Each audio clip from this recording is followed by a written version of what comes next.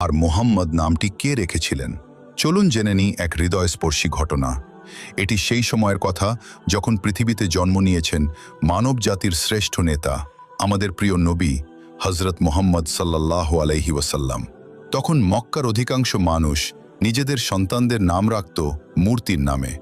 কিন্তু সেই ভিড়ের মাঝেই একদিন শান্তভাবে সামনে এগিয়ে এলেন নবীর দাদা হজরত আব্দুল মুত্তালিব। তার কোলে ছিলেন ছোট্ট শিশু মুহাম্মদ সাল্লাল্লাহু আলাইহি ওয়াসাল্লাম।